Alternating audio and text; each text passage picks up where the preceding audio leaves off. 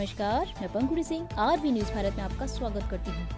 शाहजहांपुर में बिन बैंड बाजा बिन सहरा अनोखी शादी बनी चर्चा का विषय। शाहजहांपुर जनपद के कलान थाना क्षेत्र पटना देवकली शिव मंदिर पर एक अनोखी शादी हुई, जहां ना सहरा था, ना दूल्हा घोड़ी पे बैठा, ना बैंड बाजा था। शादी का अंदाज ही बिल्कुल जुदा था। शादी हुई लेकिन बिन फेरे हम तेरे की तर्ज पे। ये शादी दैत्य गुरु शुक्राचार्य की पावन तपोभूमि पटना देवकली शिव मंदिर पर पंडित दयाशंकर तिवारी द्वारा संपन्न कराई गई। इस प्रकार की शादी का उद्देश्य महज दहेज प्रथा को उखाड़ फेंकना ही नहीं, अपितु समाज में जागरूकता का संदेश देना था। ये शादी पूरे क्षेत्र में चर्चा का विषय बनी हुई है, क्योंकि चर्चा भी होती क्यों नहीं। ऐसी शादी यहाँ के लोगों ही नहीं बल्कि जिले में शायद पहली मर्तबा ही देखी कि बिना दान दहेज की यह शादी कैसे हुई। आपने ये गाना तो सुना ही होगा, फूल मांगू ना बहार मांगू, मैं तो तेरा ही प्यार मांगू। जी हाँ, बिल्कुल यहाँ ऐसा ही हुआ। ना फूल मांगा, ना बहार मांगी, ना ही दहेज मांगा, सिर्फ और सिर्फ उसका प्यार मांगा और जीवन के साथ रहने का साथ मांगा। दहेज के लोग भी बेटी की कीमत नहीं समझते, जबकि उन्हें पता कि हमारे साथ कुछ नहीं जाएगा। लेकिन हम यहाँ आपको एक ऐसी अनोखी शादी से आपका सीधा सरोकार कराने जा रहे हैं, जिसमें वर वधू बिना किसी बैंड बाजा व बारात के मात्र 17 मिनट में जीवन की डोर में बंध गए। शादी समारोह में उपस्थित मेहमानों समेत वर व वधू ने दहेज प्रथा का विरोध करते हुए ये जागरूकता संदेश सभी युवाओं तक पहुँचाने का प्रयास किया।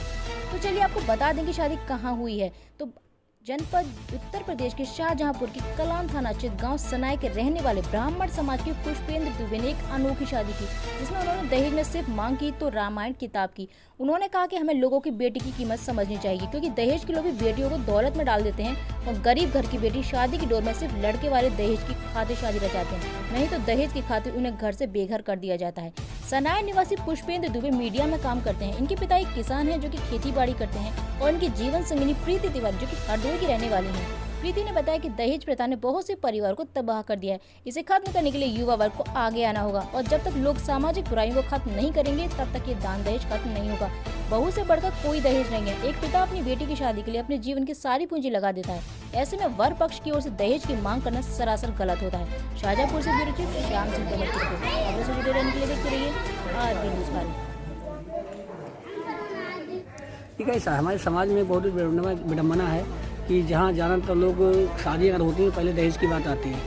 तो हमने लॉकडाउन पीरियड चल रहा है, उससे कोई संबंध नहीं है, लेकिन फिर भी हमने एक दहेज के खिलाफ एक अपनी मुहिम छेड़ी है, जिसको लेकर के हमने बिना दहेज की शादी की है। जो हमारे समाज में संदेश देना चाहता हूँ कि हमारे समाज में गरीब बेटियाँ हैं, उनकी शादी किस तरह की जाए।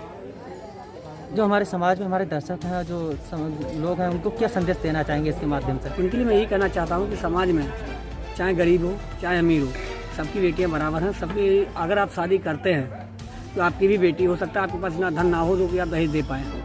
तो इसलिए जो भी आप दहेज शादी करें, बिना दहेज के शादी करें, ना दहेज लें और ना दहेज दें। शादी करके आप कैसा महसूस कर रहे हैं?